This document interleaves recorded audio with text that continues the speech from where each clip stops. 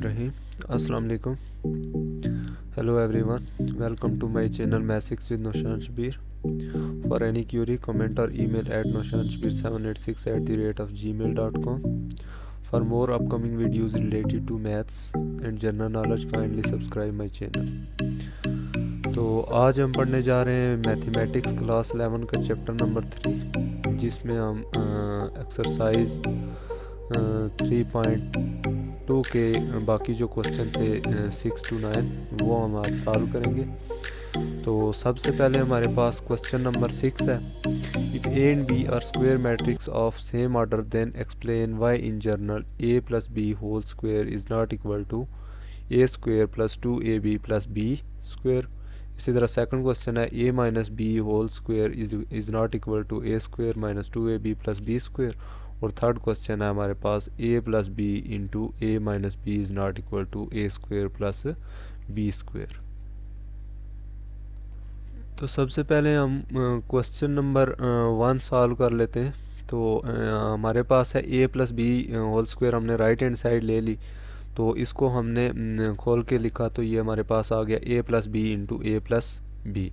क्योंकि ये whole square था तो हमने इसको 2 मरतबा लिख लिया। अब हमने ए को ए के साथ मल्टीप्लाई किया, इसके बाद ए को बी के साथ मल्टीप्लाई किया, तो ये हमारे पास आ गया a dot a plus a dot b. इसी तरह हमने बी को ए के साथ मल्टीप्लाई किया और बी को बी के साथ मल्टीप्लाई किया, तो हमारे पास ये रिक्वायर्ड रिज़ल्ट है। अब नेक्स्ट इनको हम मल्टीप्लाई कर लेंगे। ए डॉट ए हमारे पास ए स्क्वायर आ गया, इसी तरह a dot b plus b A plus B square. अब मैट्रिसेस में हम कोई भी जनरल मैट्रिक्स 2 मैट्रिक्स ले लें, तो अगर उनका हम प्रोडक्ट करवाएं ए बी और बी ए का, तो जो हमारे पास आंसर आएंगे वो इक्वल नहीं आएंगे। तो ये हम इनको ऐड नहीं कर सकते, ए बी प्लस बी ए को हम ऐड नहीं कर सकते, तो वो ये हमारे पास नॉट इक्वल टू है A square plus A B plus B square. तो यही हमने फाइंड करना था कि A plus B whole square is not equal to A square plus 2ab plus B square. इसी तरह हमारे पास नेक्स्ट क्वेश्चन नंबर 2 है। इसमें भी सेम प्रोसेस होगा। हमारे पास ए माइनस बी का होल स्क्वायर, इसको हमने 2 मरतबा लिख लिया, ए minus B into A minus B. अब हमने ए को ए के साथ मल्टीप्लाई किया, फिर ए को बी के साथ मल्टीप्लाई किया, इसी तरह बी को ए के साथ मल्टीप्लाई किया और बी को बी के साथ मल्टीप्लाई किया, तो ये हमारे पास रिज़ल्ट आया। इसके बाद हमने लिखा A square minus B A plus B square is not equal to A square minus A B plus B square के हम इन दोनों को ऐड नहीं कर सकते। तो ये हमारे पास आ गया A minus B whole square is not equal to A square minus 2ab plus B square. तो यही हमने फाइंड करना था। अब नेक्स्ट क्वेश्चन नंबर 3 है हमारे पास A plus B into A minus B. सबसे पहले हम ए को ए के साथ मल्टीप्लाई करेंगे, फिर ए को बी के साथ मल्टीप्लाई करेंगे, इसके बाद बी को ए के साथ हमने मल्टीप्लाई किया और बी को बी के साथ मल्टीप्लाई किया, तो हमारे पास ये आ गया A square minus A B plus B square. तो अब देखें कि ए बी और ए बी हमारे पास ये इक्वल नहीं हो सकते, क्योंकि हमारे पास देखा जाए तो मैट्रिक्स में A B is not equal to B A होता है। तो ये हमने रिक्वायर्ड रिज़ल्ट प्रूफ कर लिया। तो ये हमारा क्वेश्चन कंप्लीट हो गया। अब नेक्स्ट है हमारे पास question number 7। If A is equal to 2 - 1 3 0 1 0 4 -2 3 5 2 -1 then find a transpose and a transpose a. सबसे पहले हम ए ट्रांसपोज फाइंड करेंगे। ए ट्रांसपोज फाइंड करने के लिए सबसे पहले हमें ए ट्रांसपोज निकालना ज़रूरी है। सबसे पहले हम ए ट्रांसपोज निकालेंगे। ए ट्रांसपोज में क्या होता है कि रोज़ और कॉलम्स इंटरचेंज हो जाते हैं। तो ये हमारे पास फर्स्ट रो थी, तो इसको हमने कॉलम में चेंज कर दिया। इसी तरह सेकंड रो को हमने सेकंड कॉलम में चेंज कर दिया और थर्ड रो को थर्ड कॉलम में चेंज कर दिया। ए ट्रांसपोज हमारे पास आ गया। इसके बाद हम ए को ए ट्रांसपोज के साथ उसका प्रोडक्ट करेंगे, तो ये हमारे पास आ गया ए इंटू ए ट्रांसपोज। ए का हमारे पास जो गिवन मैट्रिक्स है ये हमने इधर पुट कर लिया। इसके बाद ए ट्रांसपोज जो हमने अभी निकाला है तो ये हमने यहाँ पुट कर लिया। अब इनका हम प्रोडक्ट करेंगे, तो सबसे पहले फर्स्ट रो को फर्स्ट कॉलम के साथ मल्टीप्लाई करेंगे। 2 इंटू 2 4 -1 इंटू -1 +1 3 इंटू 3 9 0 इंटू 0 0। ये हमारे पास रिक्वायर्ड रिज़ल्ट आ गया। इसी तरह फर्स्ट रो को सेकंड कॉलम के साथ मल्टीप्लाई करेंगे तो ये हमारे पास आ जाएगा 2 इंटू 1 2, -1 इंटू 0 0, 3 इंटू 4 12, 0 इंटू -2 0। ये हमारे पास रिज़ल्ट आ गया। इसी तरह फर्स्ट रो को थर्ड कॉलम के साथ मल्टीप्लाई करेंगे 2 इंटू -3 -6, -1 इंटू +5 5, 3 इंटू 2 6, 0 इंटू -1 0। तो ये हमारे पास रिज़ल्ट आ गया। इसी तरह सेकंड रो को हम फर्स्ट कॉलम के साथ मल्टीप्लाई करेंगे तो हमारे पास ये रिज़ल्ट आ जाता है 2 + 0 + 12 + 0। इसी तरह सेकंड रो को सेकंड कॉलम के साथ हमने मल्टीप्लाई किया तो ये आ गया 1 + 0 + 16 + 4। उसके बाद सेकंड रो को हमने थर्ड कॉलम के साथ मल्टीप्लाई किया तो -3 + 0 + 8 + 2 आ गया। फिर उसके बाद थर्ड रो को हमने फर्स्ट कॉलम के साथ मल्टीप्लाई किया तो हमारे पास आया -6 -5 + 6 + 0। फिर थर्ड रो को सेकंड कॉलम के साथ मल्टीप्लाई किया -3 + 0 + 8 + 2। इसी तरह थर्ड रो को थर्ड कॉलम के साथ मल्टीप्लाई किया तो ये हमारे पास आ गया 9 + 25 + 4 + 1। अब इनको हमने ऐड किया तो ये हमारे पास आ गया 9 + 1 10, 10 + 4 14, ये 14 हमारे पास आ गया। इसी तरह 12 + 2 14। इसी तरह -6 और +6 कैंसिल हो गए तो ये हमारे पास -5 आ गया। इसी तरह 12 + 2 14 और 16 + 1 17 और 4 21। इसी तरह 8 + 2 10, 10 में से हमने -3 निकाला तो हमारे पास 7 आ गया। इसी तरह यहाँ पे -6 और +6 कैंसिल हो गए, -5 बच गया। इधर 8 + 2 10, 10 में से हमने -3 निकाला तो 7 आ गया। इसी तरह 9 + 25 + 4 + 1 को हमने ऐड किया तो ये हमारे पास 39 आ गया। तो हमने ए ट्रांसपोज फाइंड कर लिया। इसके बाद हम फाइंड करेंगे ए ट्रांसपोज ए ट्रांसपोज ए में हम सबसे पहले ए ट्रांसपोज जो हमने फाइंड किया था वो हमने लिख दिया। उसके बाद ए साथ में लिखा है। अब इनका हम प्रोडक्ट करवाएंगे तो इसमें सबसे पहले हम फर्स्ट रो को फर्स्ट कॉलम के साथ मल्टीप्लाई करेंगे 2 इंटू 2 4, 1 इंटू 1 1, -3 इंटू -3 +9 क्योंकि माइनस माइनस प्लस हो जाएंगे। इसी तरह फर्स्ट रो को सेकंड कॉलम के साथ मल्टीप्लाई करेंगे 2 इंटू -1 -2। इसी तरह 1 इंटू 0 0, -3 इंटू 5 -15। इसी तरह फर्स्ट रो को थर्ड कॉलम के साथ मल्टीप्लाई करेंगे तो ये आ जाएगा 2 इंटू 3 6, 4 इंटू 1 4 और -3 इंटू +2 ये -6 आ गया। इसी तरह फर्स्ट रो को थर्ड कॉलम के साथ मल्टीप्लाई करेंगे तो ये रिक्वायर्ड रिज़ल्ट हमारे पास आ गया 0 -2 +3। इसके बाद इनका प्रोडक्ट हमने करना है सेकंड रो को फर्स्ट कॉलम के साथ, फिर सेकंड कॉलम के साथ, फिर थर्ड कॉलम के साथ और फिर फोर्थ कॉलम के साथ मल्टीप्लाई करना है। तो हमारे पास ये आ जाता है -2 + 0 -15, 1 + 0 +25, -3 + 0 +10, 0 + 0 -5। इसी तरह थर्ड रो को हमने फर्स्ट कॉलम के साथ मल्टीप्लाई किया, फिर सेकंड कॉलम के साथ, फिर थर्ड कॉलम के साथ, फिर फोर्थ कॉलम के साथ। तो हमारे पास ये रिक्वायर्ड रिज़ल्ट आ गया। इसके बाद थर्ड रो को हमने फर्स्ट कॉलम के साथ मल्टीप्लाई किया तो ये हमारे पास आ गया 0 -2 +3।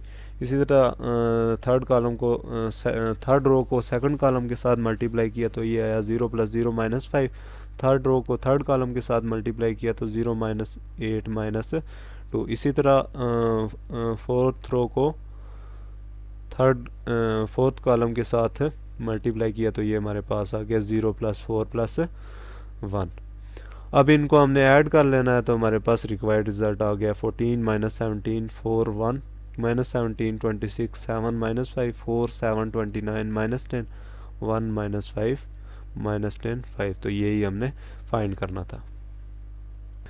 इसके बाद है हमारे पास question number 8, solve the following matrix equation for x 3x - 2a = b if a = a हमारे पास गिवन मैट्रिक्स है एंड b = ये हमारे पास गिवन मैट्रिक्स है। तो हमने फाइंड करना है 3x - 2a = b। सबसे पहले हम इसको लिख लेते हैं 3x = 2a + b। 2a यहाँ माइनस था तो इधर आया तो हमारे पास प्लस हो गया 2a + b = अब ए की जगह हमने गिवन मैट्रिक्स पुट कर लिया जो हमारे पास गिवन था 2 इंटू, ये हमारे पास ए मैट्रिक्स गिवन था तो ये हमने यहाँ पुट किया। इसी तरह प्लस बी हमारे पास जो गिवन मैट्रिक्स था ये हमने यहाँ पुट कर लिया। अब इसके बाद 3x इज इक्वल टू, इस 2 को हमने पूरे मैट्रिक्स के साथ मल्टीप्लाई कर लिया, 2 2 ज़र 4, इसी तरह 2 इंटू 3 6, 2 इंटू -2 -4 आ गया, 2 इंटू -1 -2 आ गया, इसी तरह 2 इंटू 1 2 और 5 इंटू 2 10 आ गया हमारे पास। और जो b matrix as it is हमने लिख लिया। इसी तरह हमने इनको ऐड किया, 3x इज इक्वल टू हमारे पास करस्पॉन्डिंग एलिमेंट्स के साथ हमने इनको ऐड करना है, 4 + 2 6, इसी तरह 6 - 3 आ गया, 6 - 3 3 आ गया, इसी तरह -4 + 1 -3 आ गया। इसी तरह करस्पॉन्डिंग एलिमेंट्स के साथ हमने इनको माइनस किया तो ये हमारे पास आ गया 6 × 3 -3 3 6 एंड 9। अब ये 3 जो था हमारे पास x के साथ मल्टीप्लाई हो रहा था, तो यहाँ दूसरी साइड जब हम लाएंगे तो ये हमारे पास डिवाइड हो जाएगा, तो ये हमारे पास आ गया 1/3। अब तमाम एलिमेंट्स को हमने 3 के साथ डिवाइड कर लेना है, तो 6 / 3 हमारे पास 2 आ गया, इसी तरह 3 / 3 हमारे पास 1 आ गया, -3 / 3 -1 आ गया, इसी तरह 3 / 3 हमारे पास 1 आ गया, 6 / 3 हमारे पास 2 आ गया और 9 / 3 हमारे पास 3 आ गया। तो यही हमने मैट्रिक्स एक्स फाइंड करना था। इसके बाद हमारे पास क्वेश्चन नंबर 9 है, solve the following matrix equation for a, कि हमने इक्वेशन फॉर ए, हमने ए मैट्रिक्स को फाइंड करना है। तो ये हमारे पास गिवन है 4 3 2 2 into a, -2 3 -1 -2 is equal to -1 -4 3 6। तो सबसे पहले हम यहाँ लेट कर लेंगे मैट्रिक्स ए को किसी जर्नल एलिमेंट्स के इक्वल। तो हमने ये किया है कि सबसे पहले इनको ऐड कर लिए। इस ये मैट्रिक्स हमारे पास इधर माइनस था तो इधर लाएंगे तो हमारे पास प्लस हो जाएगा। तो ये आ गया 2 3 -1 -2 और -1 -4 3 6। अब करस्पॉन्डिंग एलिमेंट्स के साथ हम इसको प्लस करेंगे तो ये आ जाएगा 2 -1 1 3 -4 -1 -1 + 3 2 -2 + 6, ये हमारे पास 4 आ गया। अब हम यहाँ पर लेट कर लेंगे किसी जनरल मैट्रिक्स के इक्वल। यहाँ पे हमने लेट कर लिया, let a is equal to a b c d. यहाँ हमने ए की जगह इसके जो हमने लेट किया है तो ये हमने यहाँ पर पुट कर लिया 4 3 2 2 a b c d is equal to, ये हमने एज इट इज़ लिख लिया जो हमने अभी ऐड किया था 1 - 1 2 4। अब इसके बाद हम इसका प्रोडक्ट करेंगे, इन मैट्रिक्स का प्रोडक्ट करेंगे तो ये हमारे पास आ जाएगा, फर्स्ट रो को फर्स्ट कॉलम के साथ मल्टीप्लाई करेंगे तो ये आ जाएगा 4a + 3c। इसी तरह फर्स्ट रो को सेकंड कॉलम के साथ मल्टीप्लाई करेंगे और ये आ जाएगा 4b + 3d। इसी तरह सेकंड रो को फर्स्ट कॉलम के साथ मल्टीप्लाई करेंगे तो ये आ जाएगा 2a + 2c। इसी तरह सेकंड रो को सेकंड कॉलम के साथ मल्टीप्लाई करेंगे तो ये आ जाएगा 2b + 2d। तो इस मैट्रिक्स को हमने एज इट इज़ लिख लिया 1 - 2 2 4। अब हम इनकी इक्वेशंस बना लेंगे। हम इक्वेशन ऐसे बनाएंगे कि corresponding by definition of equal matrix corresponding elements के इक्वल हम लिखेंगे 4a + 3c is equal to 1, 4b + 3d is equal to -1, 2a + 2c is equal to 2, 2b - 2d is equal to 4। तो ये हमारे पास 4 इक्वेशन आ गई हैं, 1 2 3 4। सबसे पहले हमने अब यहाँ से पॉइंट्स निकालने हैं ए बी सी डी। तो सबसे पहले हम मल्टीप्लाई कर लेते हैं, इक्वेशन 1 को मल्टीप्लाई करेंगे 2 से और इक्वेशन 3 को हम 3 से मल्टीप्लाई करेंगे और सब्ट्रैक्ट करेंगे।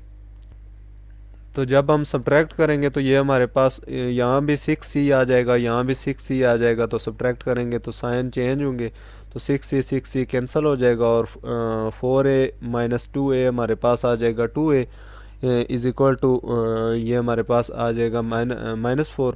तो ये हमारे पास a की वैल्यू हमारे पास निकल आई है -2। 2a इज इक्वल टू -4 हमारे पास है।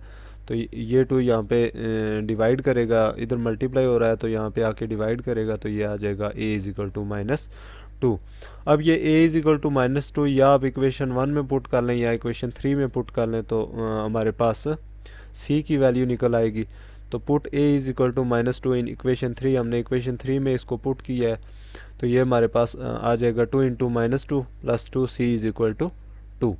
तो c हमारे पास आ गया 3 के इक्वल।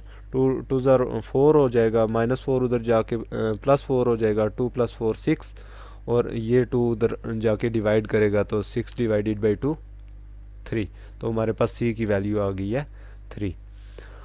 अब नेक्स्ट हमारे पास इक्वेशन 2 और 4 है तो हम इक्वेशन 2 को 2 के साथ मल्टीप्लाई करेंगे और इक्वेशन 4 को 3 के साथ मल्टीप्लाई करेंगे और सब्ट्रैक्ट करेंगे। तो जब इसको हम इक्वेशन 2 को 2 के साथ मल्टीप्लाई करेंगे तो ये इधर 6d आ जाएगा, और इधर हम 3 के साथ इसको मल्टीप्लाई करेंगे तो यहाँ भी 6d आ जाएगा। 6d और 6d जब साइन चेंज होंगे तो हमारे पास 6d और 6d कैंसिल हो जाएंगे। तो यहाँ पे आ जाएगा 4 - 2b -2b, और यहाँ पे मल्टीप्लाई करेंगे तो ये हमारे पास आ जाएगा 2b इज इक्वल टू -14। अब ये 2 इसके साथ मल्टीप्लाई हो रहा है तो इधर आके डिवाइड होगा तो b इज इक्वल टू हमारे पास आ गया -7। अब b की वैल्यू हम पुट करेंगे या इक्वेशन 2 में या 4 में। तो हमने पुट कर लिया, put b is equal to -7 in equation 4। तो इसमें हमने b की वैल्यू पुट की है तो ये हमारे पास 2 इंटू -7 प्लस 2d, तो ये आ जाएगा -14 plus 2d is equal to 4। तो -14 उधर जाएगा तो हमारे पास 18 हो जाएगा, -14 उधर जाके +14 हो जाएगा, और 14 + 4 18 आ गया। तो ये 2 इधर मल्टीप्लाई कर रहा था d के साथ तो उधर जाके डिवाइड करेगा 18 को, तो 18 डिवाइडेड बाई 2 हमारे पास d की वैल्यू आ गई 9। तो ये हमने मैट्रिक्स में पुट कर ली तो a इज इक्वल टू हमारे पास हमने लेट किया था a b c d, तो इनकी वैल्यूज़ हमने पुट की 2 - 7 3 9। तो यही हमने फाइंड करना था। तो ये हमारी एक्सरसाइज क्लोज हो गई है। तो thanks for watching, keep smiling.